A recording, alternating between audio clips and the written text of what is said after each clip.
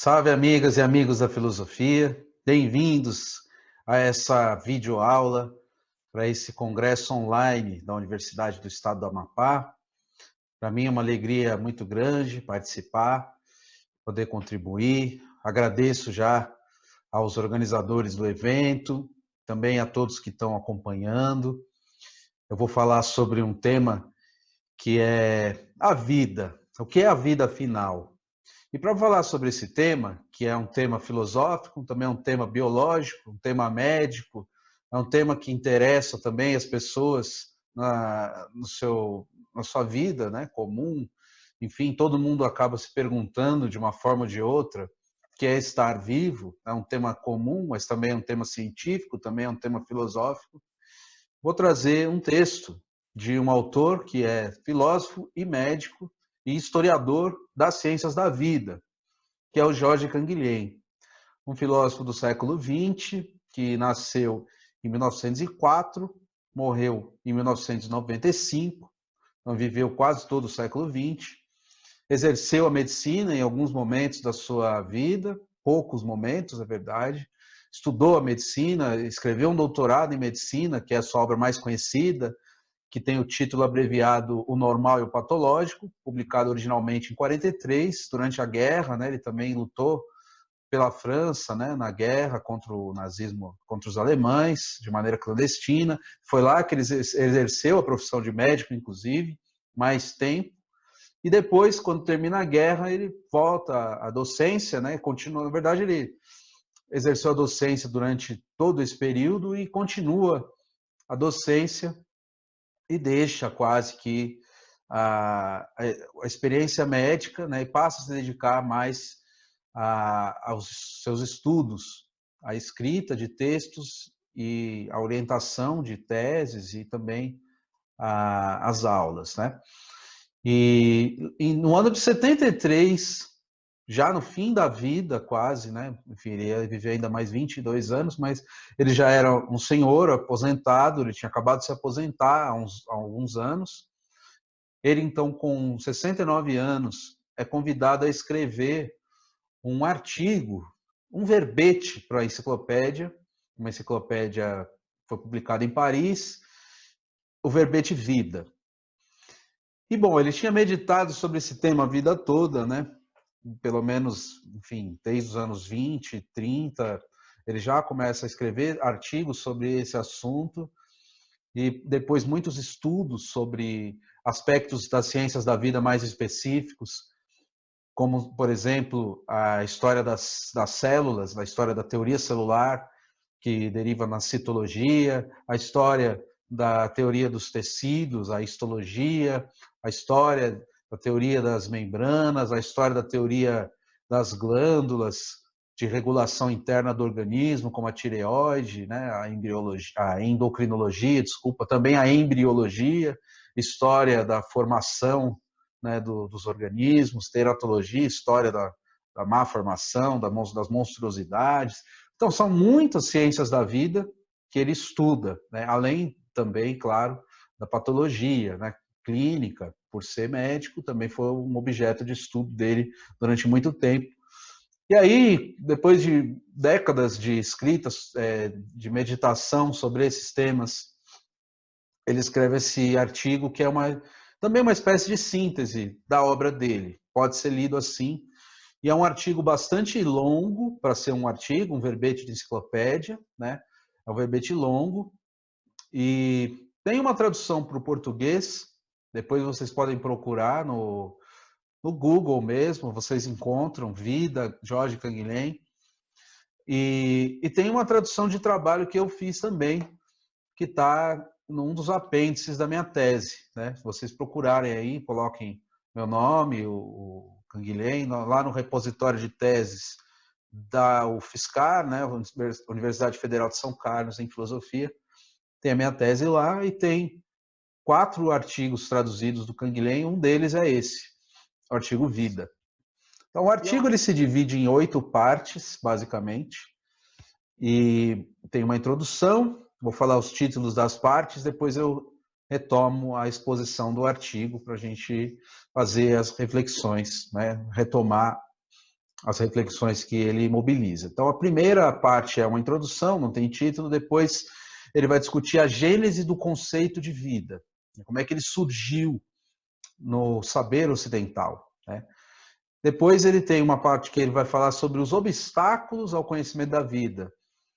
E nessa parte ele vai recorrer a um autor anterior a ele, que é o Gaston Bachelard. Eu vou comentar nessa parte também um pouco melhor. E na parte anterior, que era sobre a Gênese, ele também reporta a um autor em especial, que é o Michel Foucault. Foi um dos grandes alunos do Canguilhem. Ele teve vários alunos ilustres, o Foucault é um deles, talvez o mais ilustre de todos, né?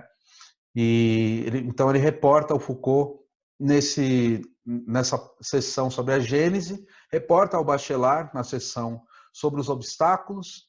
Aí da quarta até a sétima parte, são 4 partes em que ele vai definir 4 formas de compreensão da vida, 4 formas gerais de compreensão da vida.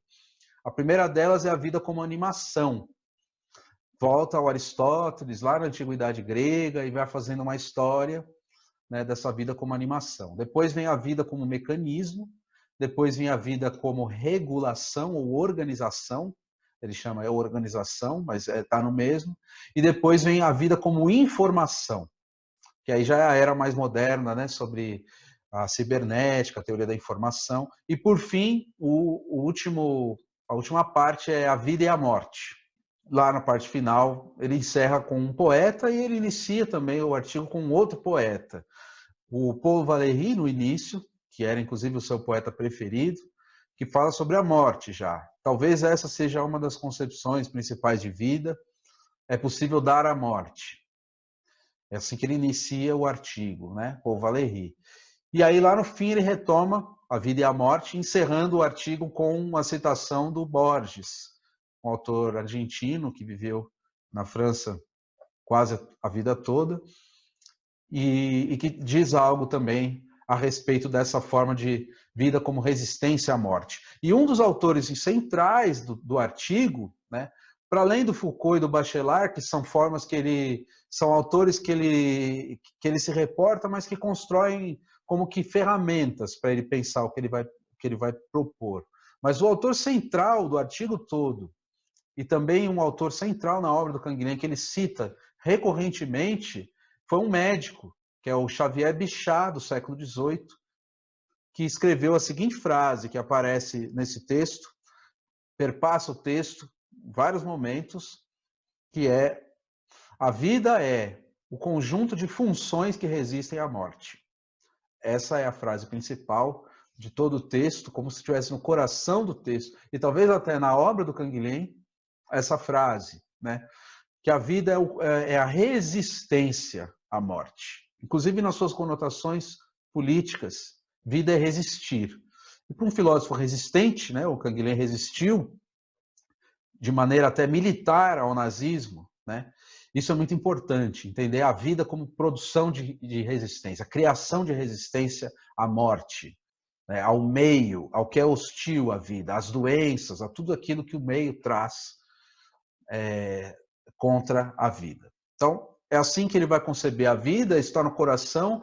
Ele inicia com um poeta falando da morte, termina com uma sessão sobre a morte, e aí vamos ver como é que ele constrói todo esse argumento até chegar lá no final. Então, como eu falei, tem uma introdução. A introdução ele anuncia que ele vai desenvolver já na parte sobre a gênese, né, do conceito de vida. Ele vai dizer basicamente que o conceito de vida ele tem um surgimento, uma emergência. Ele surge em algum momento, em algum contexto. Ele não é eterno, né, na história da filosofia, né, na história do pensamento. E quando é que ele surge? Quando é que surge essa meditação? Quando que ela passa a se tornar uma problemática científica? É na virada do século XVIII para o século XIX. E mais do que isso, também existe um ocaso, um declínio dessa preocupação científica, que se dá no limiar dos anos 50 para os anos 60 do século XX. É muito interessante isso, né? Como se o conceito científico de vida surgisse num período da história e num outro período ele passasse a desaparecer também, né? E nessa segunda parte, então, a gênese do conceito, né, ele vai mostrar como que surge esse conceito e é ali que ele vai vai mostrar a dívida, né, que ele tem com o Foucault. Porque o Foucault, num texto célebre, As Palavras e as Coisas, de 66, que inclusive o Canguilhem resenhou no ano seguinte, defendendo Foucault de alguns ataques, mas também mostrando uma certa diferença com relação ao Foucault. Nesse texto, Foucault tem uma seção que é sobre a biologia. Primeiro tem um capítulo inteiro sobre o que ainda, sobre a reflexão sobre os seres vivos, que se dava nos séculos 17, 18, que ainda não é a biologia, e ali tem um debate entre Buffon e Linneu. O Linneu é o pai da taxonomia moderna, né, de onde vem esses termos latinos que classificam as espécies, os gêneros e coisa e tal. O Buffon, um autor francês, né, o Linneu acho que era sueco. São dois autores que têm métodos e sistemas diferentes de compreender a organização e a classificação dos seres vivos. E o que o Foucault mostrava lá nas Palavras e as Coisas é que ainda não havia, entre esses dois autores, uma preocupação sobre o que é a vida. E essa preocupação só vai surgir no limiar do século XVIII para o XIX, com Lamarck, depois com Cuvier e Darwin. Esses, sim, são os pais da biologia moderna. O Foucault faz essa diferenciação histórica entre o que acontecia na chamada Idade Clássica, séculos 17 e 18, e a Idade Moderna. E o Canguilhem acompanha essa periodização aqui. Isso que é interessante. E ele diz que foi ao Foucault que se deve isso, né? No entanto, tem uma diferença aqui, porque ele recua muito mais, é um período muito mais antigo, lá na antiguidade grega, né? E faz a gênese desse conceito remontar a mais tempo. Aí já é uma característica mais do Canguilhem do que do Foucault, fazer, pelo menos o Foucault das Palavras e as Coisas, fazer uma herança longínqua de transformações de um conceito e transformações internas de um conceito, né? Deformações, retificações que o mesmo conceito sofre. E aqui o Canguilhem está fazendo isso sobre o conceito de vida. Ele fez sobre vários outros conceitos também, né, em outras obras, que eu falei que ele escreveu outras obras, né, o normal patológico, mas também muitos estudos que ele fez sobre conceitos científicos específicos, conceito de tireoide, conceito de célula, conceito de tecido, conceito de membrana, conceito de reflexo. E ele fez histórias e histórias desses conceitos, mostrando a filiação e a herança de autores e de teorias, de deformações de conceitos até a construção do conceito científico, né, daqueles conceitos que ele trabalhava. E aqui ele está fazendo sobre o conceito como se fosse o conceito matriz de todas as ciências da vida, que é o próprio conceito de vida, né? Então, aqui ele vai remontar ao Aristóteles, né? E ele remonta ao Aristóteles em vários momentos desse texto. Por quê? O Aristóteles foi o primeiro grande autor da tradição ocidental que tentou fazer uma sistematização da vida, né? E foi um autor também que fez a classificação dos seres vivos, né? A primeira grande classificação dos seres vivos. Mais da metade da obra do Aristóteles versa sobre esse assunto, sobre os seres vivos, né? Sobretudo os animais. Ele tem tratado sobre as partes dos animais, tem outros textos que ele tenta classificar, como se faz hoje em dia na biologia, né? Uma parte da biologia, pelo menos, trabalha com taxonomia, classificando, né? Diferenciando. Esse é mamífero, esse daqui é ave, esse é réptil, esse é planta, reino vegetal, reino animal, fungo, e tudo, e assim se classificam os seres vivos, né? O Aristóteles já tinha uma forma de classificar, foi o primeiro que tentou fazer isso no Ocidente, né? Então ele é o pai dessa tradição classificatória. E também é o primeiro que tentou sistematizar, dentre todos esses seres vivos, um conceito de vida que servisse para todos, né? Como se houvesse a vida, uma meditação sobre o que é a vida. O que seria a vida no Aristóteles? A vida no Aristóteles estaria ligada à ideia de ânima, animação, sopro, primeiro, que anima os seres vivos, né? Isso o Canguilhem vai tratar melhor na quarta sessão, que se chama justamente A Vida como Animação, mas aqui ele já fala do Aristóteles, porque na gênese do conceito de vida, ele aparece como autor primordial. E aí depois ele faz um salto cronológico até o século XVII, depois XVIII e XIX. E aí, entre os séculos XVII, XVIII e XIX, ele vai fazer uma herança, uma filiação de autores da filosofia até autores da fisiologia, e alguns que trabalham nos dois campos, né? Por exemplo, John Locke, que também era médico e filósofo, e tem uns textos, né, ele cita o Ensaio sobre o Entendimento Humano, uma frase, né, que ele tenta definir ali, de certa forma, a vida. Depois o Kant, né, lá na terceira crítica, crítica do juízo, né, ou da faculdade de julgar, tem também uma meditação ali sobre o que é a organização dos seres, né, os seres organizados, o Gemüt, né, o ânimo do ser, ânimos dos seres organizados. E depois do Kant, né, o Locke, Kant, ele vai citar um fisiologista, que é o Stahl, e vai dizer que em Stahl ainda existe uma herança de uma metafísica da vida, essa que viria desde o Aristóteles, passando por esses outros autores, e no Stahl ainda existiria essa herança metafísica. E que vai se depurando em autor. Está passando um pouco rápido aqui, mas depois os outros textos dele dão esse apoio para ele falar o que ele está dizendo e os estudos que ele fez, né? Mas aqui ele está indo de maneira um pouco mais rápida, né? Esses autores, esses saltos cronológicos que ele faz, até chegar em Stahl, e depois de Stahl ele chega em Xavier Bichat. E assim como ele faz sempre, né? Ele gosta de mostrar a herança dos autores, o Bichat também tem uma herança que se dá na escola de Montpellier, que é uma das duas grandes escolas de medicina da França do século XVIII. A outra, a escola de Paris, de François Magendie. A escola de Montpellier tinha como característica um certo animismo, né? Ou um certo vitalismo, vamos chamar também assim, que é um termo mais correto até, que eu vou discutir melhor nas próximas sessões do artigo.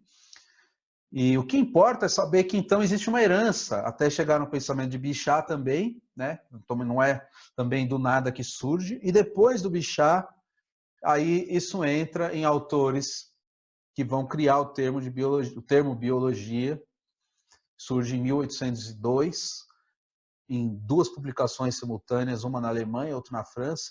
A da Alemanha é de Treviranius e a na França é de Lamarck, quando o termo surge. Então, antes não existia nem o termo biologia, ele surge como um neologismo, uma palavra nova, criada, estudos da vida, né? O discurso científico sobre a vida.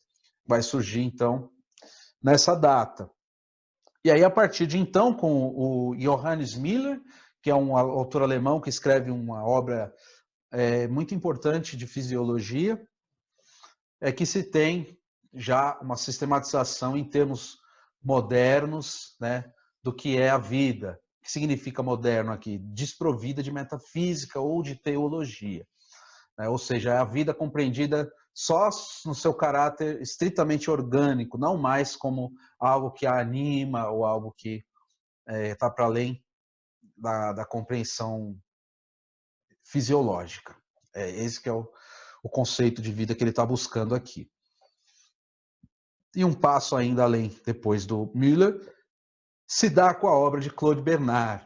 Então, Claude Bernard, que é um fisiologista francês, quem leu o Normal Patológico, né, essa outra obra do Canguilhem, ou quem não leu pode ir atrás também, a obra mais conhecida dele, o segundo capítulo da primeira parte é sobre Claude Bernard, né? Que é um autor que ele estuda em muitas passagens também da sua obra, que foi o pai da fisiologia experimental, né? Foi aquele que inverteu a relação na fisiologia entre o experimento, entre o que acontece no âmbito experimental mesmo, das pesquisas empíricas dos corpos vivos, né? E a teoria. Então, o que vem primeiro deve ser o experimento, a teoria deve vir depois. Então, essa é a história, né, do conceito de vida, e aí é então que surge, de fato, um conceito fisiológico científico de vida nessa história, né? E aí, a partir do 19, é que nós vamos ter realmente uma fisiologia como ciência, a partir de Bernard, né? De Johannes Müller para Bernard, nessa passagem, né?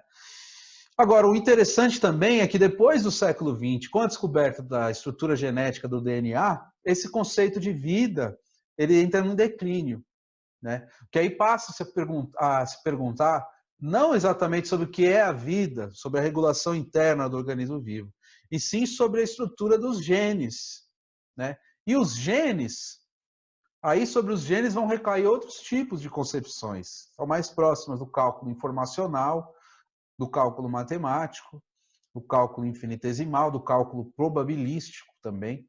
São concepções matemáticas que vão passar a oferecer apoio para a compreensão da vida.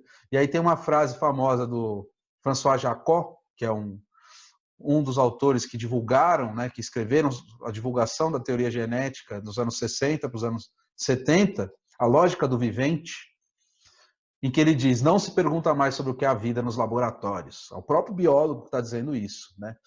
Então, esse é um atestado de óbito do questionamento sobre a vida, né? O questionamento científico da vida. Então, o que ele quer dizer é que o Foucault, de certa maneira, estava certo. Estava certo porque ele marcou muito bem a origem, né, a gênese do conceito e anunciou o seu ocaso também, né?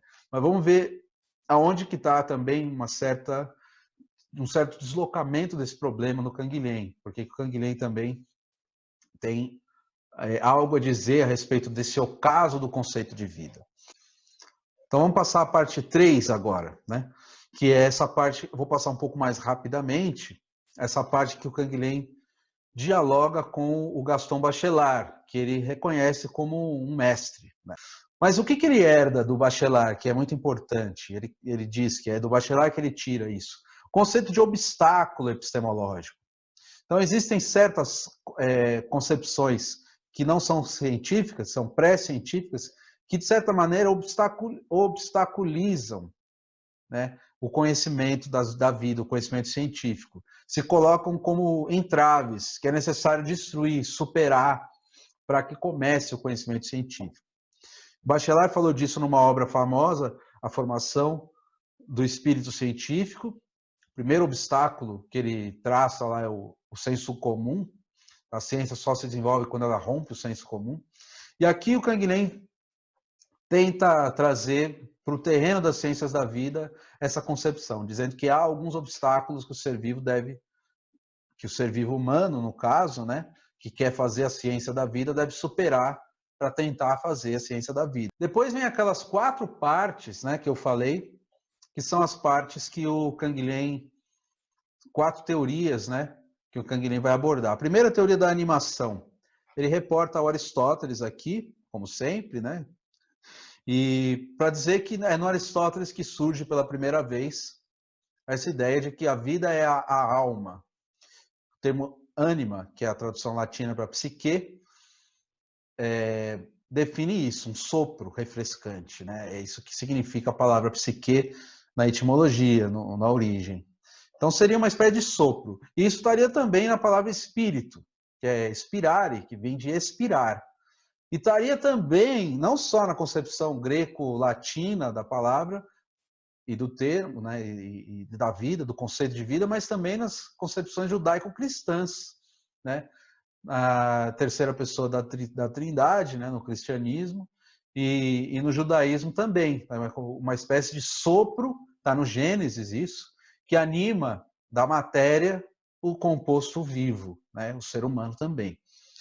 E o Canguilhem vai dizer que essa teoria animista, né, perpassa toda a antiguidade, a era cristã, e vai até o século XVIII e até o século XIX, com aquele autor que ele citava antes, Stahl, o fisiologista, né, ainda existia ali uma concepção teológico-metafísica de vida.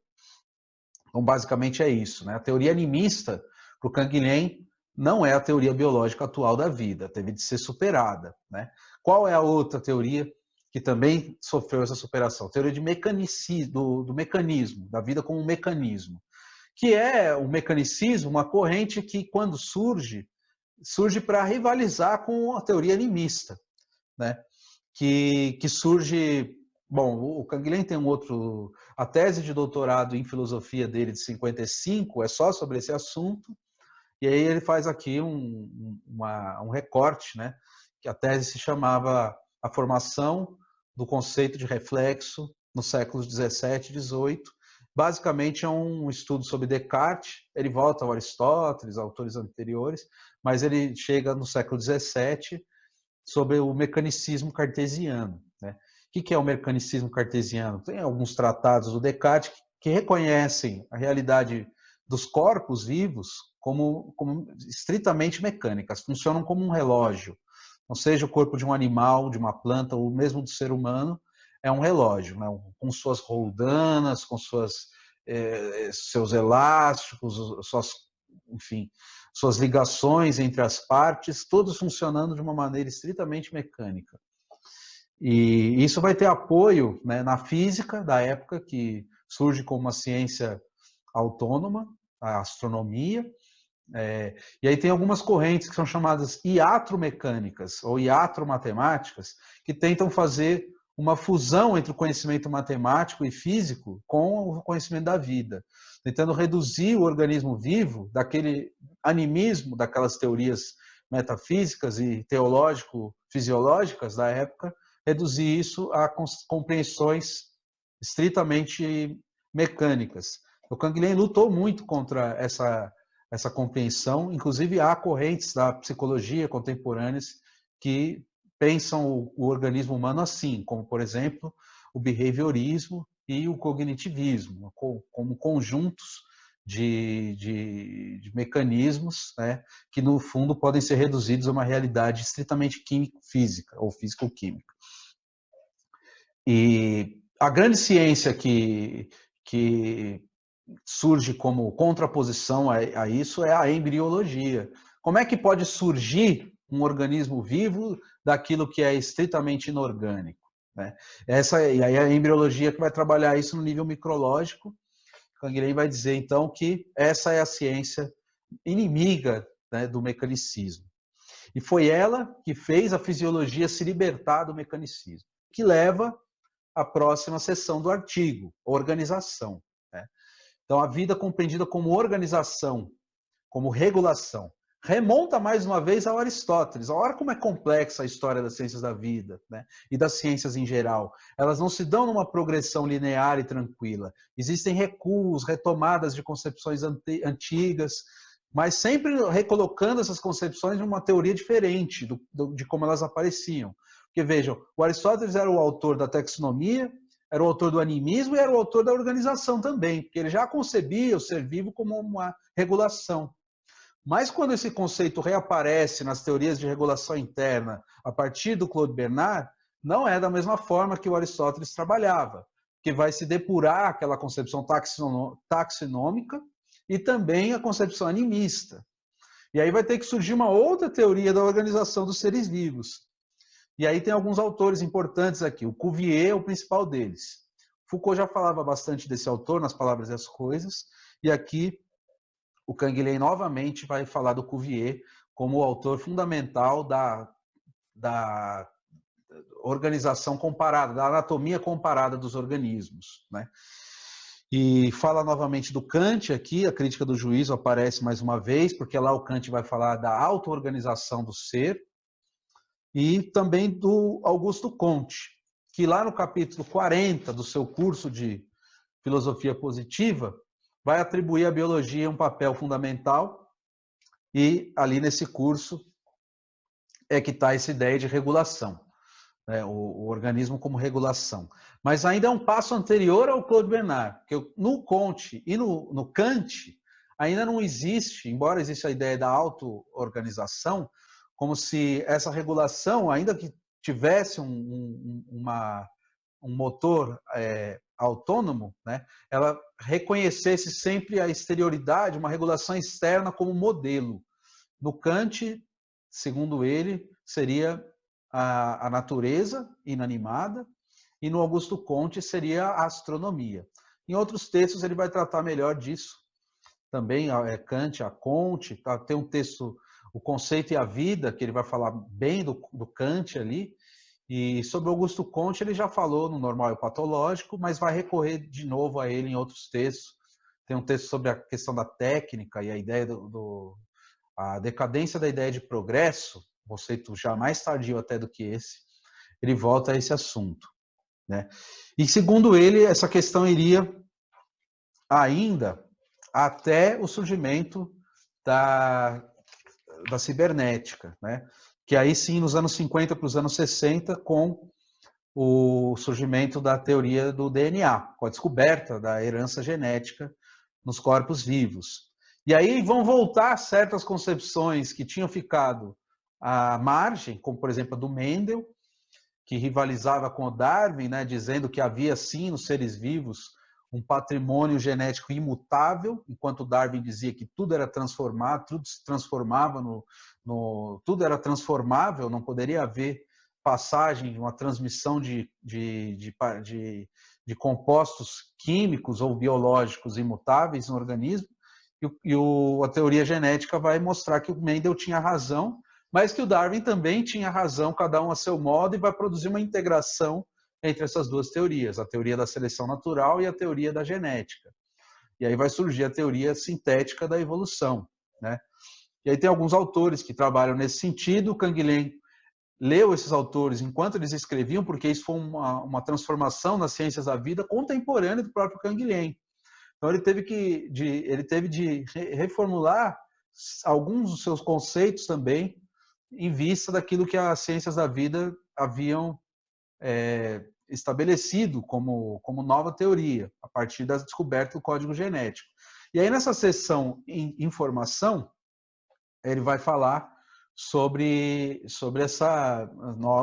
esse novo impacto, né, do DNA sobre aquelas concepções de vida, inclusive sobre a concepção de organização interna.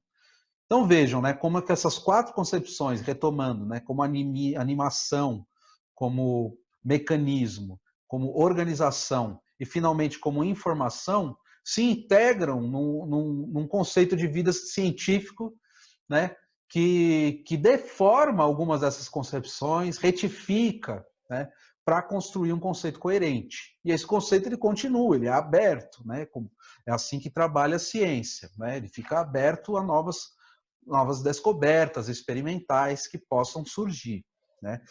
E agora, o que é importante aqui, para a gente fechar o texto, né, e ver como que o Canguilhem compreende a vida, afinal, depois disso tudo, depois de todas essas transformações, modificações, deformações, retificações que o conceito de vida passa, né, o que resta, né?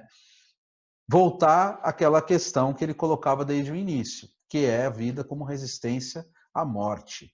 E é aqui que vem esse questionamento, essa outra questão que ele coloca com relação àqueles que pensam a vida como o ocaso do conceito de vida, né? Então não se pergunta mais sobre o que é a vida nos laboratórios, diz François Jacob.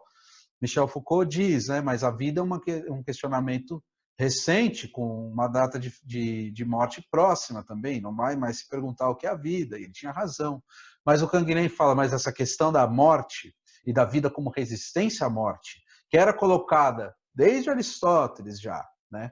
Embora com um conceito de vida diferente desse agora, mas que vai dever ser recolocada ainda nos termos da cibernética, né? Como resistência à entropia que seja, né? A entropia informacional. E aí vem a questão. O interessante é que agora, quando se descobre o código genético, se descobre também que a morte está inscrita no patrimônio genético dos seres vivos. Então, o que significa isso? Significa a morte, integrar a morte na própria concepção de vida, que é o que ele fazia quando ele começava o artigo com o Paul Valéry, e agora quando ele encerra com esse texto sobre a morte do Borges, né? Que é sobre que eu vou encerrar com a leitura desse texto. E o Borges, então, ele diz assim: a morte ou sua alusão torna os homens preciosos e patéticos. Eles se comovem por sua condição de fantasmas. Cada ato que eles realizam pode ser o último. Nenhum rosto há que não esteja no instante de se dissolver como um rosto de sonho. Tudo entre os mortais tem o valor do irrecuperável e do aleatório. Aqui é uma outra forma, né, de dizer a frase célebre do Foucault, no final das Palavras e as Coisas, né, que um dia virá que o homem terá sido só uma figura inscrita na orla do mar, né, um rosto de areia na orla do mar, ou então a frase do Claude Lévi-Strauss, quando escreve, antes do Foucault, nos Tristes Trópicos, né, que o mundo começou sem o homem e terminará sem ele. O questionamento sobre a vida é o questionamento sobre a morte.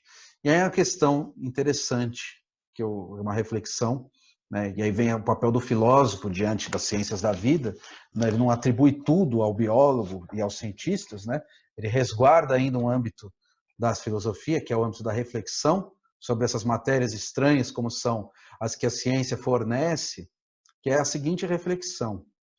A ciência se baseia em concepções que vêm de experimentações empíricas para a construção dos seus conceitos. Esses conceitos científicos, eles constroem verdades científicas, que são abertas a novas reformulações, sempre abertas a um exame crítico e sempre abertas a um falseamento que uma vez vai torná-las erros, né, na busca de construção de outras verdades, que também, por sua vez, ficarão sempre falíveis a novas considerações, novas retificações, e assim a ciência caminha.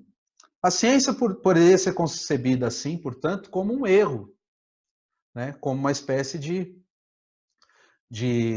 busca incessante por algo que sempre será uma ficção. E é assim que o Canguilhem responde, é disso mesmo que se trata.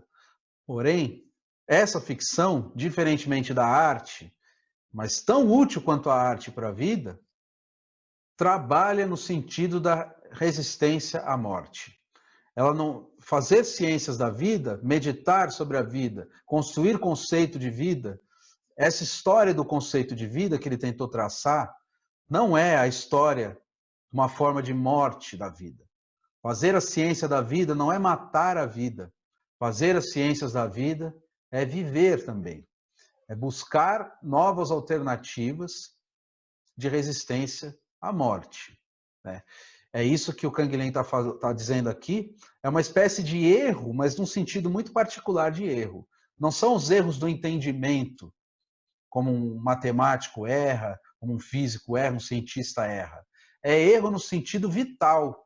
É errar no sentido quando um código genético erra a sua transmissão, e ao errar na sua transmissão pode dar origem a outras formas de vida, pode incitar aquele organismo vivente a superar esse obstáculo novo que é colocado com esse erro. E a ciência é assim que o Canguilhem compreende, uma compreensão da ciência profundamente original e vitalista, compreender a ciência como parte do vivente humano, parte da vida, portanto, mas uma parte, um desvio, uma espécie de erro da vida que faz a ciência. Porém, um erro necessário, porque ele acompanha um encadeamento racional de axiomas, de ideias que tem um lastro empírico experimental. Então, essa é a concepção de vida de Georges Canguilhem, pelo menos tal como eu o leio, né? É claro que vocês também podem fazer leituras diversas e gostaria, inclusive, que, se assim for, pudessem dialogar comigo para a gente tentar encontrar um caminho de reflexão sobre o que é a vida e continuar essa conversa. Agradeço a todos que assistiram até aqui. Mais uma vez, agradeço aos organizadores do evento e me disponibilizo também para outros eventos como esse. Sempre uma alegria poder contribuir e tentar superar esse obstáculo que nos foi imposto, né, com essa condição biológica, social e política também, econômica, que nos convoca à reflexão. E a filosofia é uma reflexão.